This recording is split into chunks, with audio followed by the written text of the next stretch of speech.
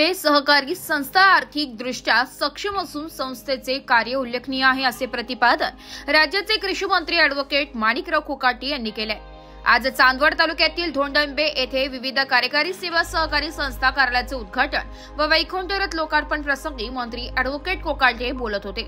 यावेळी खासदार भास्कर भगरे, आमदार डॉक्टर आहेर, माजी आमदार शिरीष कुमार कोतवाल, जिल्हा उपनिबंधक फयाज मुलानी, सरपंच मेघना रकीबे, संस्थेचे चेअरमॅन तथा सभापती नितीन उशीर, संचालक दिलीप कुमार केदार, उपसभापती केदू रकीबे, सचिव अरुण जाधव यांच्यासह संचालक मंडळ व ग्रामस्थ उपस्थित होते।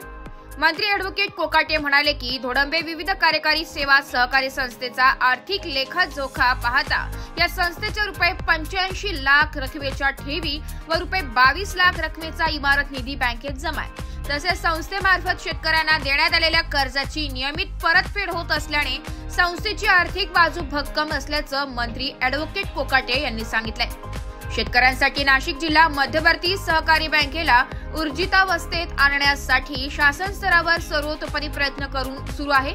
येणाऱ्या काळात शेतकऱ्यांना अधिक सक्षम करण्याच्या दृष्टीने केंद्र व राज्य शासनाच्या माध्यमातून अनेक नवीन कृषी योजना आखण्यात येत आहे। शेतीमालाला योग्य भाव मिळण्यासाठी राज्यात कृषी विभागाच्या जागेवर शॉपिंग मॉल्स उभारून शेतकरी ते ग्राहक अशी हक्काची बाजारपेठ उपलब्ध करून देण्यासाठी शासन रस्त्यावर प्रयत्न सुरू असल्याचं मंत्री ॲडव्होकेट कोकाटे यांनी सांगितलं। यावेळी खासदार भगरे सर व आमदार डॉक्टर राहुल आहेर यांनी मनोगत व्यक्त केलं। कार्यक्रमाचे प्रास्ताविक संस्थेचे चेअरमॅन श्री उशीर यांनी केले। सुरुवातीला श्री ॲडव्होकेट कोकाटे यांच्या हस्ते विविध कार्यकारी सेवा सहकारी संस्था कार्यालयाचे फीत कापून उद्घाटन व वैकुंठ रथ लोकार्पण करण्यात आले। ब्युरो रिपोर्ट, नाशिक लोकशाही न्यूज, नाशिक।